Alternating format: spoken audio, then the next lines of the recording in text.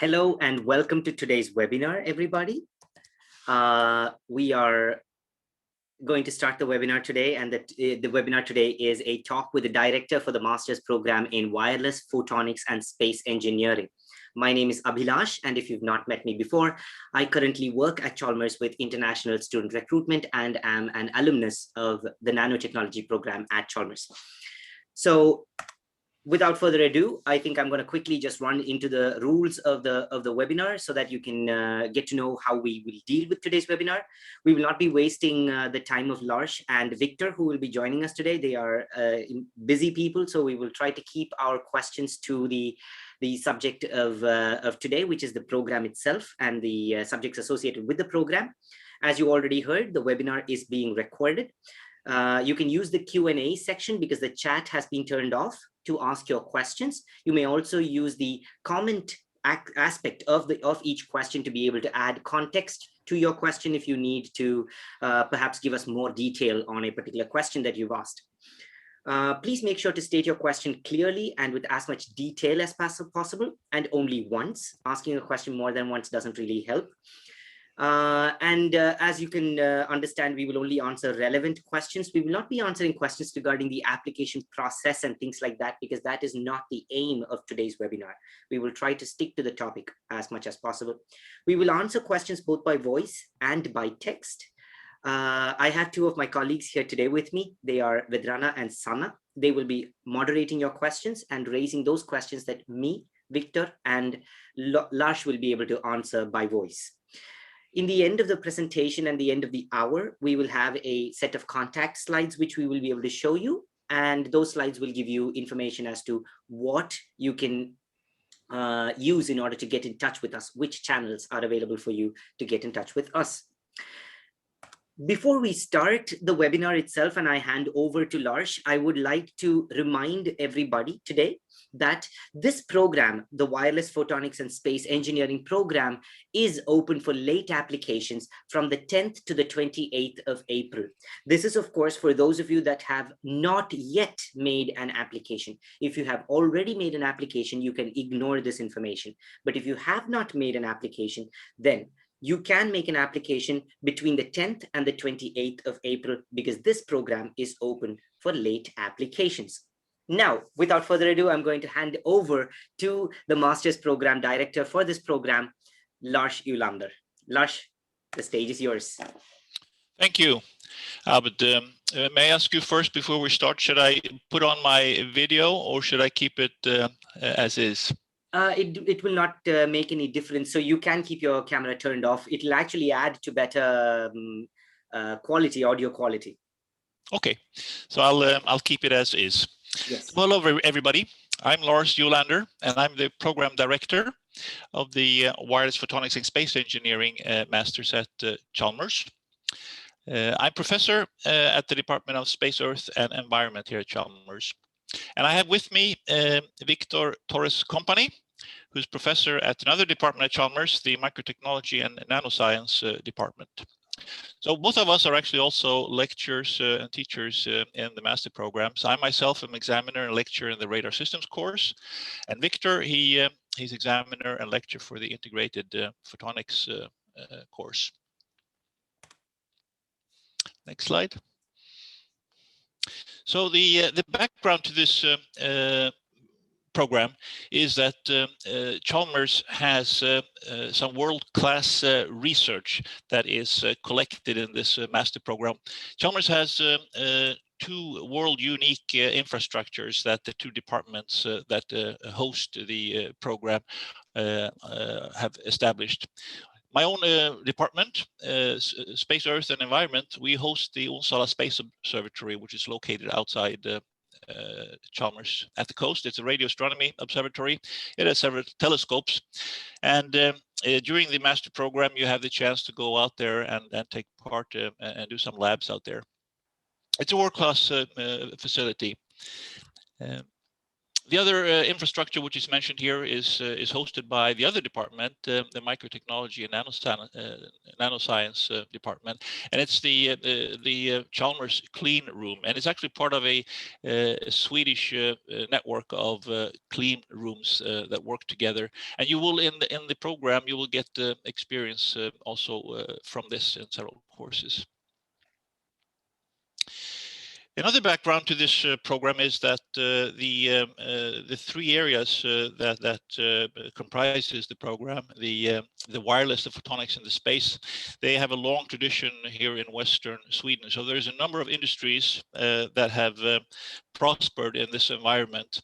You can call it an ecosystem, and I've listed a number of these larger companies that are established in the area close to Gothenburg. So Ericsson, for example, a worldwide known company, world leader in telecommunication equipment. They have a research center here in Gothenburg. We have other companies like NVIDIA, who works in integrated photonics. We have a space company. It used to be actually, it's called Saab Space. Now it's owned by a Swiss company, Ruag Space, but they still work in the same field and develop satellite equipment. Saab, originally a automobile and aviation company, is established here in the Gothenburg area, where it specializes in radar systems for defense and civilian security. And the last example here, not the least, of course, is world famous Volvo car companies, Volvo Car and the Volvo Group companies that are established here in Gothenburg. And in fact, that area is becoming more and more an interesting area for us with the future development of cars and trucks. Next slide. Just a few slides about the three areas. The wireless engineering part, as you know, it's a foundation for modern wireless technology, communications, sensor technology, both terrestrial, marine, and space applications. And in the program, you will have the possibility to get really hands-on and learn wireless technology from both theoretical point, but also from the practical point of view. Design your own circuits and measure them. Next slide. The second area is the photonics engineering area. And here, the photonics, that's the area where it deals with generation, detection, and manipulation of photons. And here, besides electromagnetics, quantum effects are, of course, very important. And again, you will learn and get experience from working also from theory, but also from the practical point of view to get hands-on experience with this area.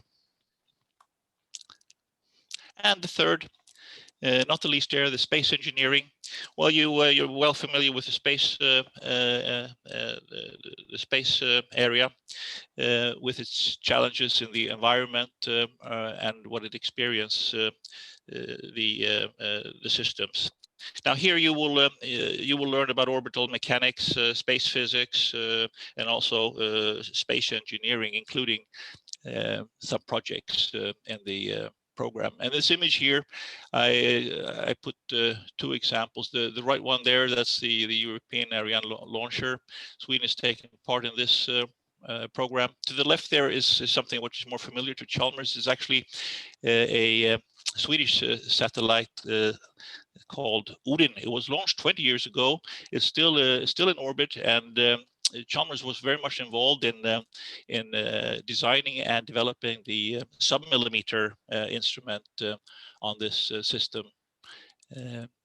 It's quite remarkable, in fact, that it's still alive after 20 years. It's doing measurements of the outer space, but also of the atmosphere of the Earth, and mapping for atmospheric constituents.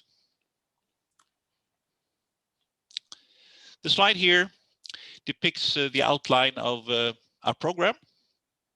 You can see how it's split up into the 2 years, year 1, year 2, and in various blocks. In the beginning of year 1, we have 5 compulsory courses.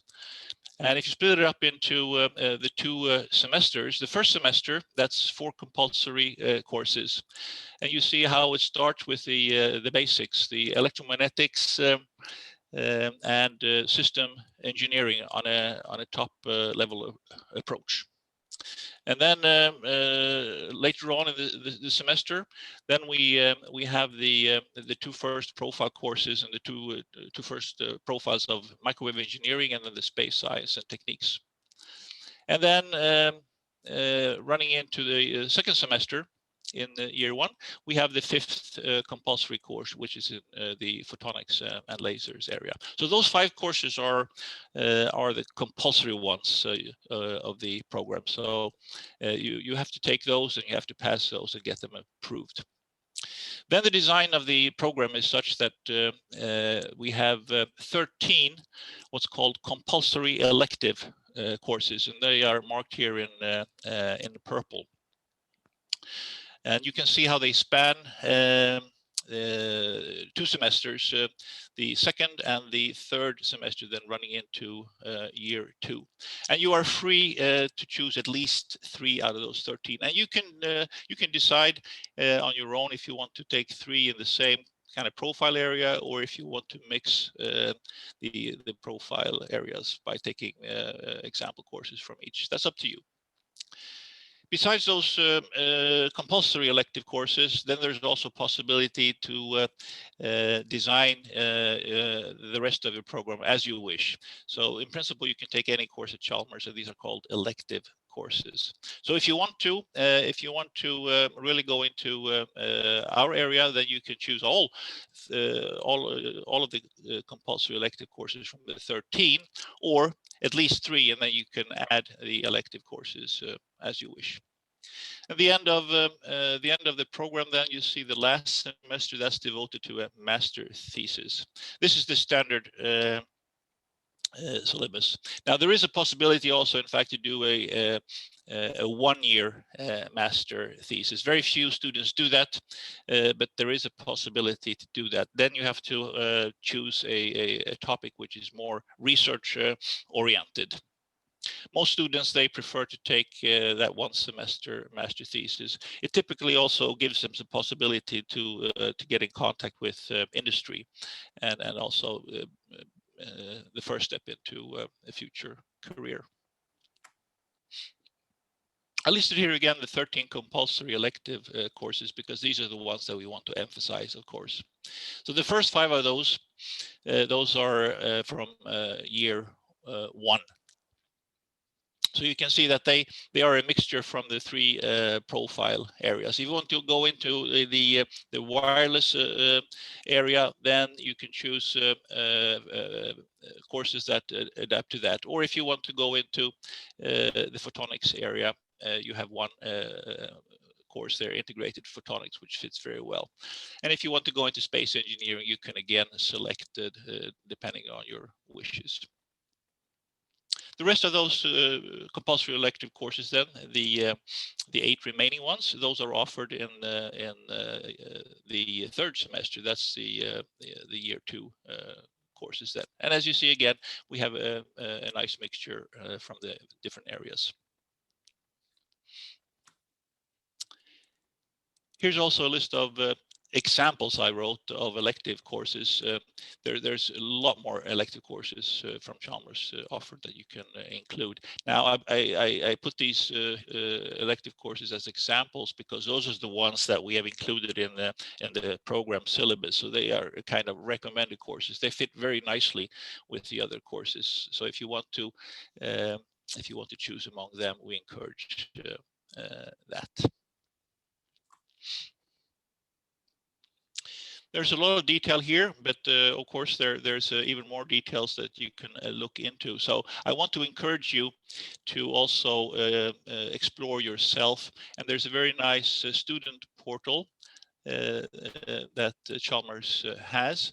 and the link is seen there. So you go into the student portal, and there's a number of services there, and that you will also use if and when you become a student at Chalmers. But in particular, what I find you can do right now, if you're interested, you can go in and look at the program syllabus in more detail by using that link at the bottom there. And if you go there, you will be able to see how the program is designed and what courses, and you can also click on the courses, and then you can get details of the courses. You can see the learning objectives, and you can see how the course is designed. You can see if there are laboratory sessions, etc. So it's a very nice tool if you want to dig into the details of the program. And of course, that also, if you want to go outside of the program and you want to look for other elective courses, that gives you also access then to all Chalmers courses if you want to look at that already now. So I put down a couple of bullets here. What I experience that wireless photonics and space engineering students, they do appreciate with our program, what makes it attractive. One of the things that students tell us is that they appreciate a lot that the courses are being taught by world-class professors, in the sense that they get in touch with cutting-edge research, but also that there are strong industrial connections, and that's connected to what I talked about in the beginning, that we have a very strong ecosystem in the Gothenburg area. A lot of the professors have joint projects with industry, and it also gives them the possibility when it comes to the master thesis. And in fact, most of the students, they define a master thesis at the industry. The examiner will always be a lecture at Chalmers, but supervisor then will be at industry, and in principle you can also work at an industry. In that sense, you can get a foot into a future career. The courses, they differ a lot in their design that you will see, and some are traditional courses with lectures and tutorials and labs. Other courses, in fact, are project courses, so they're not examined within a written exam, but rather as a presentation reporting of the project that you've been doing. So you can, for example, in some courses you have design projects that becomes then also the assessment and the examination. The third thing listed here is that the students, they appreciate a lot that our courses are very much practically oriented, in the sense that they get hands-on training working with instrumentation, also advanced instrumentation and technology, which is close to the research frontier.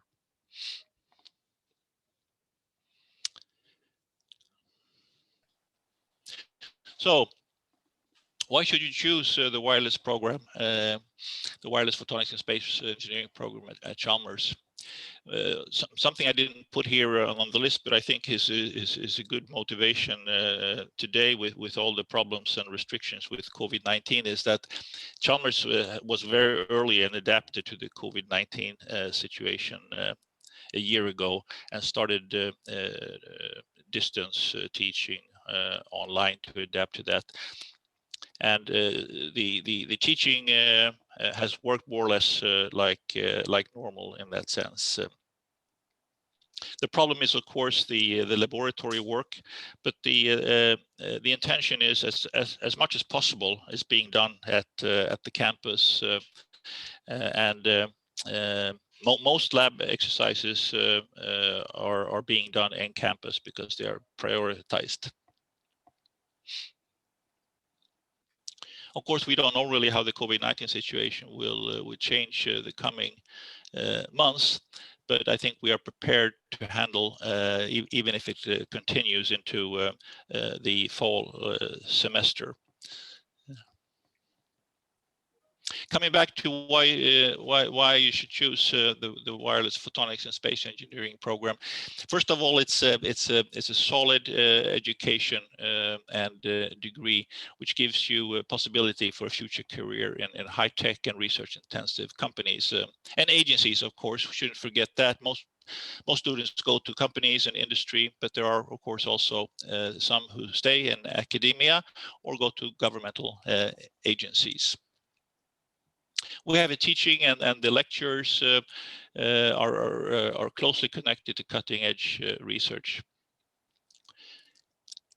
I already mentioned this, that most of our courses we have are including practical elements, and this is much appreciated by the students. You get to learn the hard way, but that's of course beneficial for your future career. So in summary, the program is a very highly attractive master's degrees for future employment. And we see that, of course, when the students very quickly find an employment. So that brings me to the end of my presentation. So I think we should now open up for any question you have, and we will try to answer this together. I have Victor with me, and we will both contribute with answers to questions you ask us. Thank you very much. Excellent. Thank you very much, Lars, for that presentation. And we may now turn on our cameras and make ourselves visible for our participants, so they can ask us questions. I'm going to throw on the Q&A module onto the side over here for me, so I can pick up questions that Vedrana and Sanna have marked for us to answer live. But before I go on to those questions, I just wanted to ask you a couple of questions of my own. And one of them was, you spoke quite a lot about the fact that the program has a very strongly practical approach to it, and students appreciate that aspect. While at the same time, in one of your slides, you also mentioned that it is based on cutting edge research. So my question to you is, how much research can a student who is studying in the program actually have access to? Is there any kind of limitation to that, or are they freely able to participate in research in perhaps an assistant position, or even taking on their own projects? Well, in general, it's not easy to give a clear answer on that, of course, because it varies a lot between the courses. In some courses, it's kind of the basic idea with the course is that the students should actively go through research papers and produce summaries of that and present that. So in that sense, they will then be able to come quite close to the research frontier.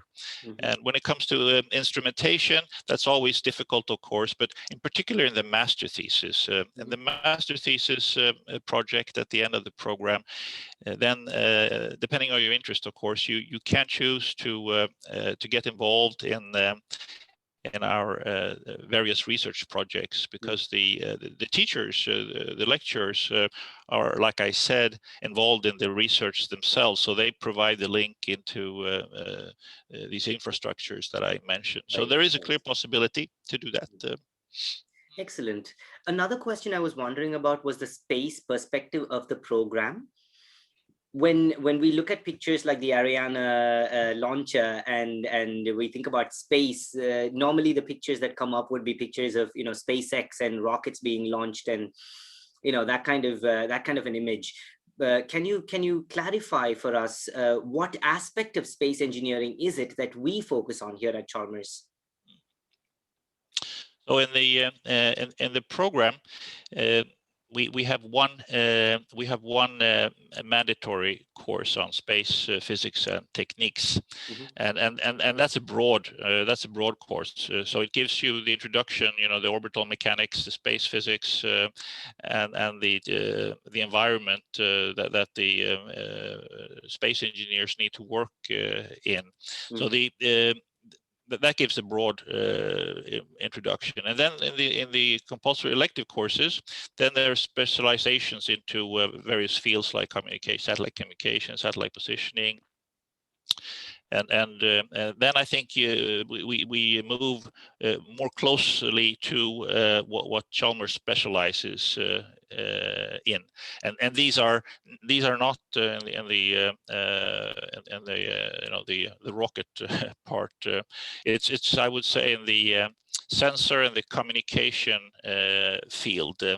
So the example I showed of this satellite Odin is a good example, in fact, because there Chalmers was very much involved in the design and the construction of an instrument for sub-millimeter observations of the atmosphere and in astronomy. The most well-known example at Chalmers is, of course, the Uppsala Space Observatory. So that's a ground-based radio telescope facility, and there's a lot of astronomers that work with cutting-edge research in connection to that infrastructure. It's not only that infrastructure, because of course they work in an international environment with radio telescopes across the world. Also some telescopes up in space are being utilized. We also have examples from Earth observation. That's my own field, using radars from satellites observing the Earth's surface. So again, it's design of instruments and data processing. That is Chalmers' specialty. Right.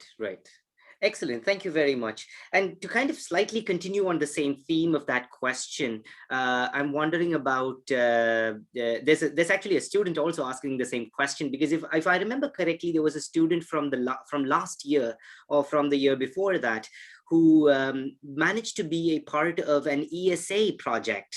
And she was part of some kind of device that was sent up in an ESA launch. I'm not well versed in the details of the project, but I heard that this was something that she was participating in.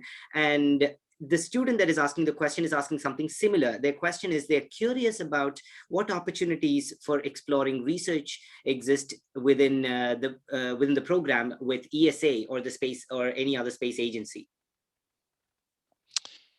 Chalmers works a lot with ESA, the European Space Agencies, but of course it's quite unique to get a chance to get so close into research that what you mentioned, to actually get involved in a payload. That's very unique.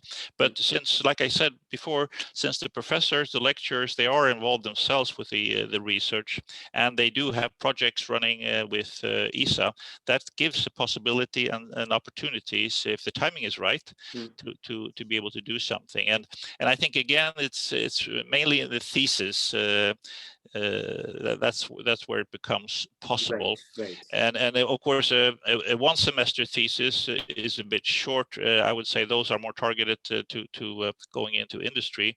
But if you want to do a more extended project with such closeness to research, it might be that a 2-semester thesis would be more suitable. So that's a possibility, and we have some students each year, a few that do a 2-semester. Right. Here's a question that's actually more relevant for Victor perhaps to answer. There's a question about Li-Fi. So the student is basically asking about research regarding visible light communication such as Li-Fi. Do we have any kind of research that's going on within this space? So most of the research in optical communications that we carry out are based on fiber technology. So both for long haul links as well as for very modern data center interconnects that are the core technology for the internet. But so at our department at Microtechnology and Nanoscience, there is no direct research on LiFAP. But in other departments, such as electrical systems, I know that there is some research in algorithms and signal processing and so forth that does apply for LiFAP. So I think it's also important to emphasize that you, of course, they can take these compulsory courses, the elective courses in the master's program, but when it gets to picking a particular master thesis project, there is nothing that stops you from looking at professors that are outside the teachers that you were exposed to. So that's one of the good things about Chalmers. So even if the electrical engineering program is not directly involved in the teaching, there's nothing that stops you from doing a master thesis project at a different department. Right. So yeah, that's actually a good comment, Victor, because quite a few of the students they do the thesis with an examiner from electrical engineering, and it's a bit limiting to say that this program is only restricted to these two departments. So in a broader perspective, you can include also electrical engineering. And in fact, electrical engineering is offering one of the compulsory elective courses, and that's the one in antenna engineering. Very important course and very popular. So in a sense, electrical engineering should also really be mentioned. I forgot to do that. Thanks, Victor. Well, we are all here to help each other, aren't we? Speaking of photonics, and I think Lars, you in your presentation mentioned a little bit about this, the fact that the photonics track therefore has a bit of a quantum aspect to it. The quantum properties of photonics are important as well. There's a question here that's asking about, are there any potential quantum research opportunities within the program? We do know we have a quantum computing project that's taking off, and it's actually receiving a lot of attention. But what kind of other quantum research opportunities do we have within the program itself or at Chalmers? So maybe I can start here, and then you can help me to complete, Lars. So I think the quantum. So the quantum perspective is already in many of the courses. You need to have a solid background in at least some quantum theory to be able to pick up some of the basic concepts. Although this doesn't mean that you need to have taken quantum mechanics, advanced quantum mechanics, to take the course, and most of the courses will give you the background that you need. So there's already some basic quantum optics, quantum mechanics in some of the courses. So when it comes to research in quantum computing and so forth, I think that there is a better master's program for that. That's probably the physics master's program. But notwithstanding, I think there are some of the concepts that you're going to study in the program, based, for example, on microwave electronics, advanced microwave circuits, could be applied later on for the design of the type of the superconducting qubits that are being developed at Chalmers in order to build a quantum computer.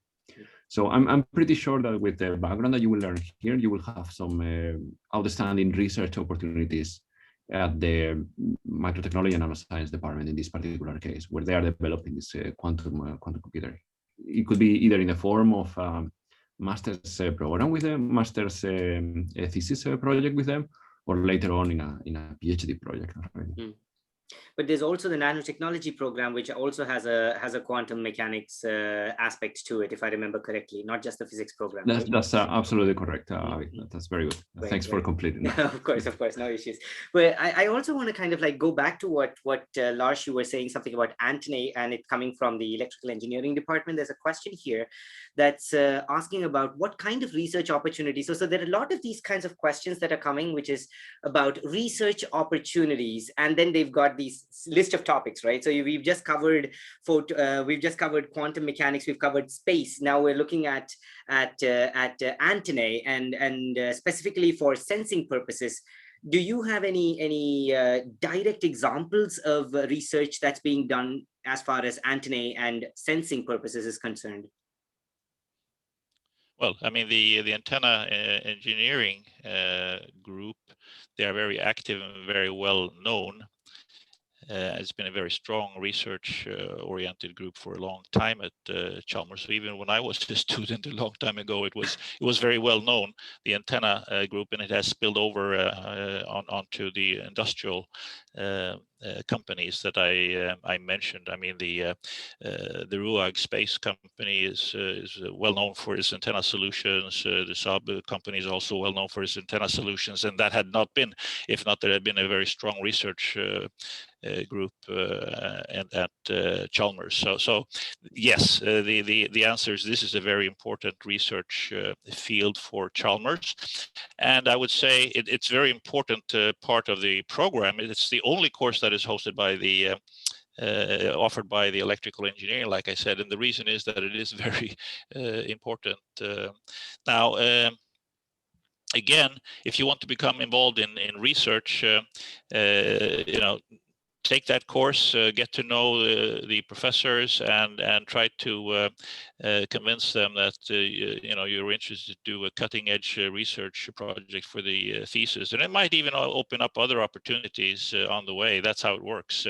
Again, it comes back to this thing that the professors they're engaged in research, and that it becomes then the link for you to pick up.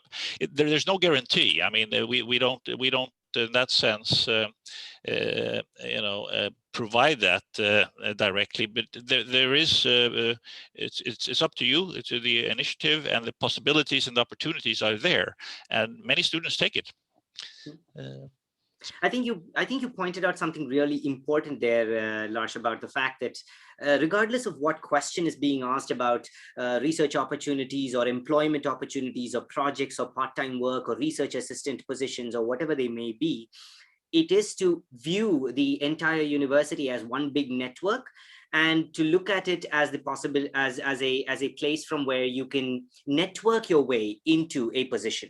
So it's not simply that you must find a job defined that you apply for, rather you speak to the people that you are in contact with in order to take advantage of their network, and then perhaps come to a position which might be of interest to you. So thank you for pointing that out, and this is something we cannot emphasize enough, regardless of the program that students are choosing or the courses that students choose. No, I mean, that's how it works in practice. Yeah, everybody gets to know that when you start dealing with it. Yeah, exactly, especially in Sweden. So to come to your area of expertise, actually, there's a question about radar antenna systems, and the student is wondering about what facilities are available for research within the specific domain of radar antenna systems. Can you repeat the question once? The question is, which facilities are available for research within the specific domain of radar antenna systems?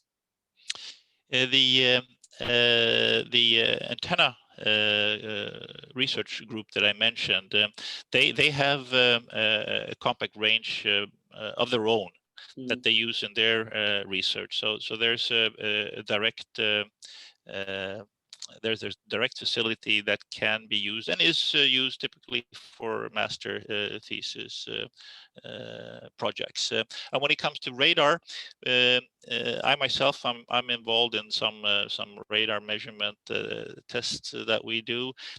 We have an infrastructure also for this. It's based on a tower radar facility that we have. So there's also possibilities when it comes to coming closer to the research frontier. We also have, like I mentioned, the company Saab, and they are very research intensive. and they are right now, in fact, expanding a lot. So they're hiring people, and they have, from an industrial point of view, a lot of facilities. I mean, they work on ground, airborne, marine radars. Interesting, very interesting. Is there any place where students can actually go to on the web is what I mean, to actually know more about these kinds of facilities? Would they find it on research, perhaps, on the Chalmers website? Yes, that's a good place. I don't know if it's so easy to find it. Maybe you can help me there, Victor. I know that, I mean, if you go into and search for my name, for example, you will get some information about this tower that I'm talking about. If you go into, particular professor, they will find their specialty. I'm not sure if there's any way of finding out in a better way. You're muted. Yeah, I think if you sorry, I think if you go to Chalmers and then under research, there is one place where you will find research infrastructure, and then there is a list of the different facilities that are available at Chalmers that range anywhere from the clean room, the market technology, and also in this clean room, the Unsala observatory is there, and others. Yeah. So these are the large infrastructures that are listed there. You can also find what's called the Kohlberg laboratory, which is also connected to the program. In fact, I didn't mention it, but it's a center. They built up a large base of equipment for millimeter and terahertz measurements. It's called the Kohlberg Center. So this would be, just to go back, Abby, I think, well, you can click in the departments, of course, then you will find the research specific to every department, but there research infrastructures is right. But I was thinking that this is exactly what Lars was meaning by these other rather large ones, like the Kohlberg. But if we wanted to find the one that he was speaking about, then we would probably have to go to the specific department. Yeah, I think even you have to go to a particular person for the example. At least the one that I know about, you have to go to me, and then there you can find some information about that. But the big ones, they are listed there in the research infrastructures. So yeah, you have to go into this from different angles. Yeah. So you basically search for Lars, you come to his page, and then you can find his research projects. Yeah, exactly. So you'll find that inside there, in the research projects, you will see. You can see some example projects that I work on. Some of them, in fact, in ESA projects, and then you see also publications. And these are the different projects. Yeah. The first one there, for example, there's some of these tower measurements that we do. Yeah. Exactly. So there we go. So this is how you guys would do it. Just so you know, I just navigated the website for you along with the help of our amazing co-hosts here, or hosts. Actually, I'm just a puppet head here answering, picking up questions. So we've got the next question, and that comes from William. William asks, he's interested in developing skills. So this is a general question, right? He wants to develop skills both in the wireless communications, that is satellite communications aspect, and also on software development. Does the program offer this kind of an approach? And if yes, how? I think our program is first and foremost oriented towards the hardware. That's of course a simplification, because all hardware today, it includes a lot of software, but it's not focused on the software. But what you would do then, I suggest, is you take if you're interested in the hardware, you take the program, and then you construct your own speciality, your own profile, because there's a lot of room besides the 5 compulsory and the compulsory courses and the 3 out of the 13, there's still a number of courses that you can take as elective courses, and then you can specialize and get into software engineering, software design that would fit very nicely. I think that's a lot easier, in fact, than doing it the other way, because the hardware part is the one which I find you have to start with from the beginning. I mean, you always have some experience from software, from the bachelor, and that's easier to build onto. But the hardware stuff is more difficult. So that's another good argument for taking our program, is that it's really the only one that gives you this solid background. Just maybe if I can add a little bit, I think Lars is up to, I mean, you're absolutely right in that the emphasis in the program is on the hardware. But let me just give you an example in our course. In our course, we focus on the hardware, but in order to model and understand the hardware, it's very important to make use of industrially qualified software.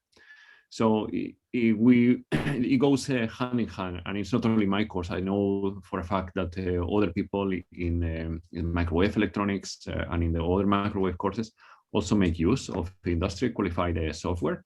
So by taking the examples of developing the hardware that is needed, you will also get hands-on training on the industrially qualified software. There is no much emphasis in developing your own algorithms or learning programming languages. That's not what it's about. But you are going to get trained on industrial software for free, so to say. Mm-hmm. And here, once again, I think it's also still important to emphasize the fact that there is still a large amount of freedom. As you quite rightly pointed out, Lars, in your presentation, there are 13 compulsory elective courses where you're expected to choose 3. You're not expected to choose all 13, but if you want to, you can choose those 13. But that leaves you with quite a lot of space within your program to be able to go out and pick courses from, for example, the algorithms program, or from a networks program, or from the data science program, or from the software engineering program, or whichever other program you want, or the other courses that are not associated to any program. There are lots of courses that are also not necessarily associated to a program. And in that case, you can pick those courses in order to build the profile that you want. So if it is actually satellite communications and you want to be able to design algorithms, for example, you could pick up, for example, something from communications engineering, because they do a lot of modulation perhaps, or perhaps they're looking at coding or information theory. So it depends on what aspect you want, and you can build the profile you wish to as well. So you have all of these different aspects, not just one simple aspect of, oh, can I do software engineering along with hardware? There is much nuance involved here. Exactly. And not only to that, but also if you are interested in entrepreneurship or Exactly. any other point. Yeah, exactly. So you have the freedom. It's up to you to explore it. Exactly. Absolutely. Actually, there's an analogy to real life in Sweden when you think about it. This you go to any roadside, corner store. There is an open bank of candy, and it's pick and mix of candy that you can do, and it's kind of like that when you go to Chalmers. You pick and mix your courses after you've chosen the basic ones. So the basic ones you have to do, and the rest you pick and mix to make your set of flavors. And that's kind of how you come out of Chalmers. You become a mixed bag, so to speak, but you have your own flavor.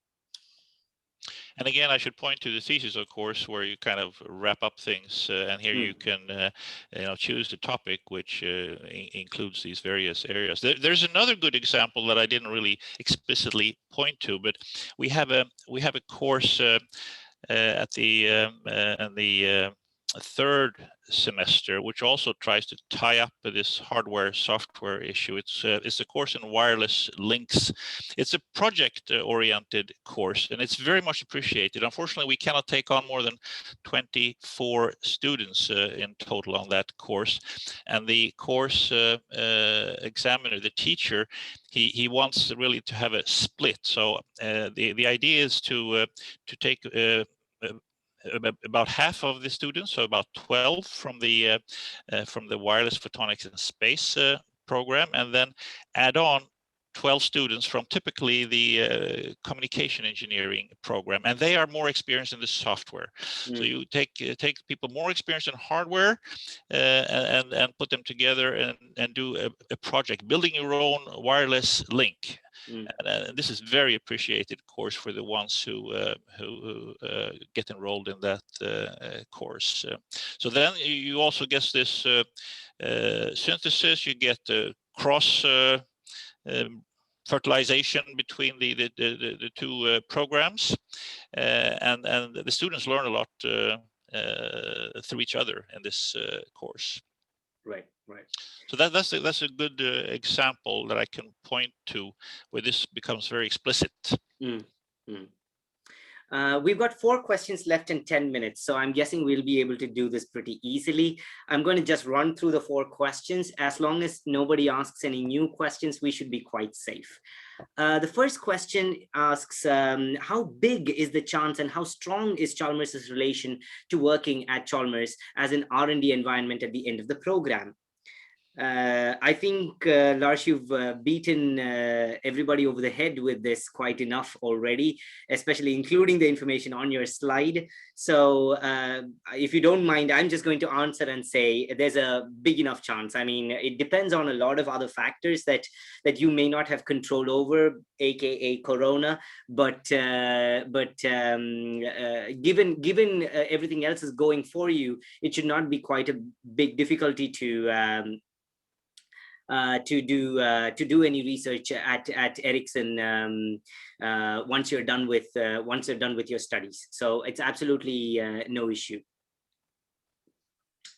Then we've got another person asking, what is the scope of collaboration or industry exposure in integrated photonics if studying at Chalmers? Also, if I'm interested in datacom, I wonder what that is. Perhaps you know better, Victor.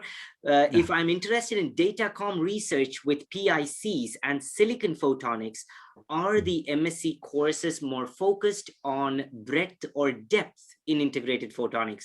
Will I be well prepared for research with PICs through the learning provided?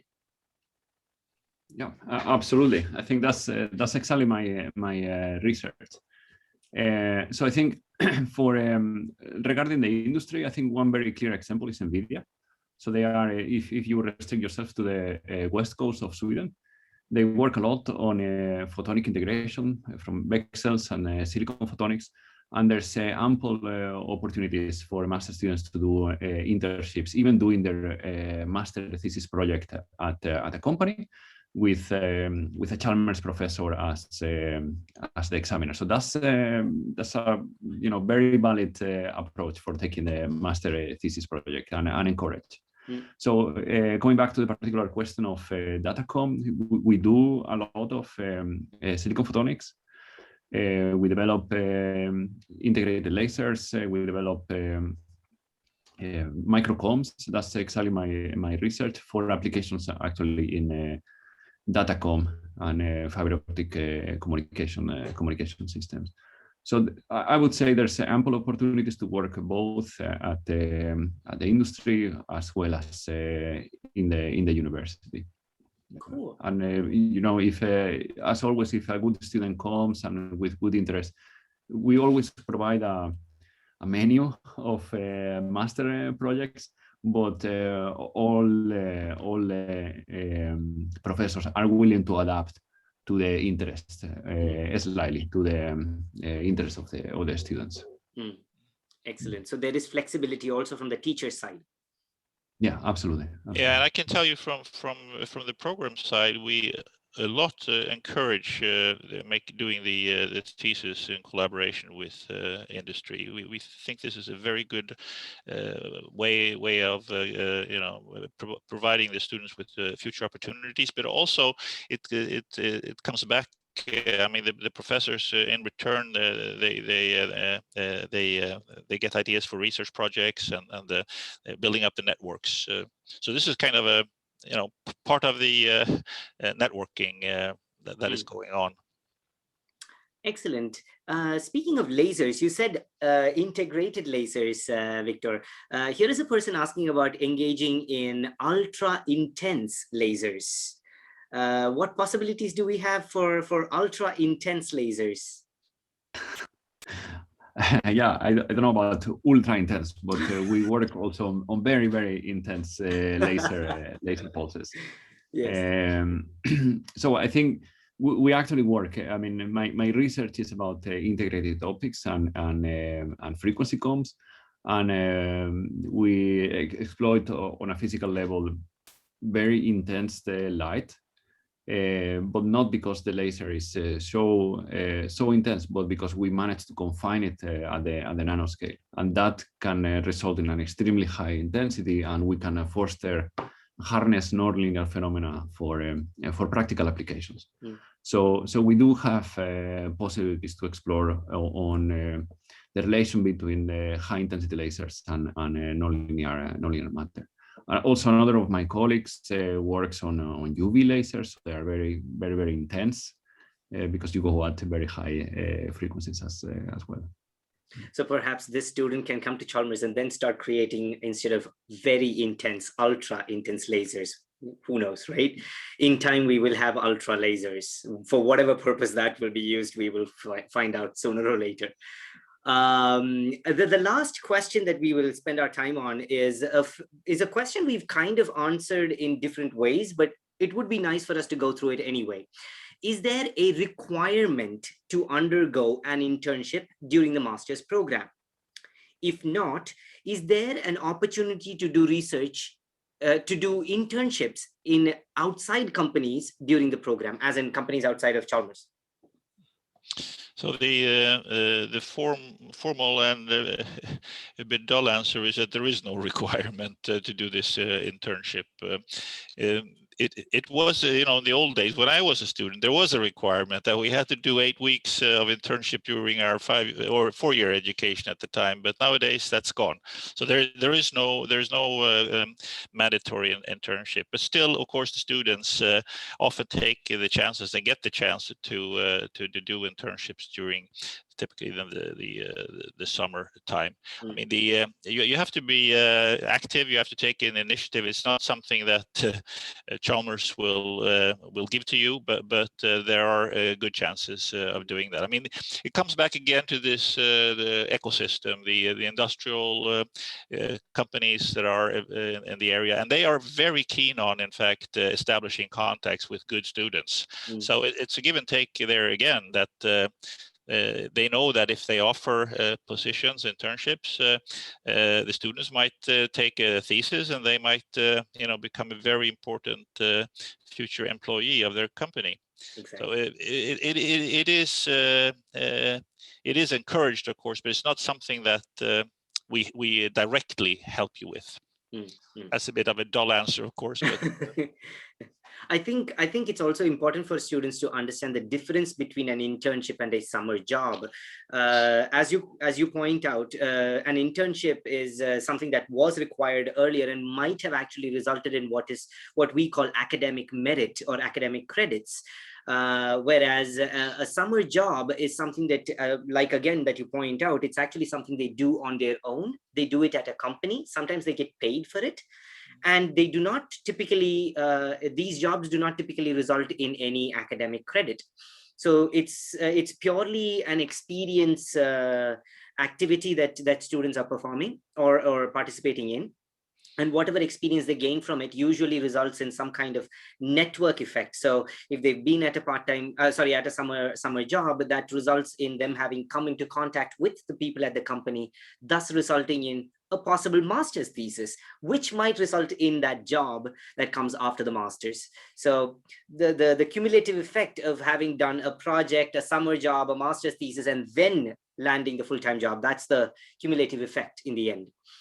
So that's a good thing for your CV. I mean, I'm involved in recruiting PhD students, for example, and that's one of the things we always look at. What track record the student has. Excellent. So with that, I think we are exactly a minute before ending. Thank you very much, both of you, for having. I'm just going to mark this as done to get that satisfaction. it's done. Thank you very much.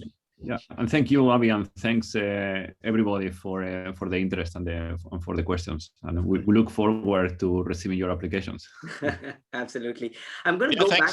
Thanks for hosting this. Really appreciate it. And of course, Victor and all the questions and the students. Thanks a lot, and hope to see you in the fall.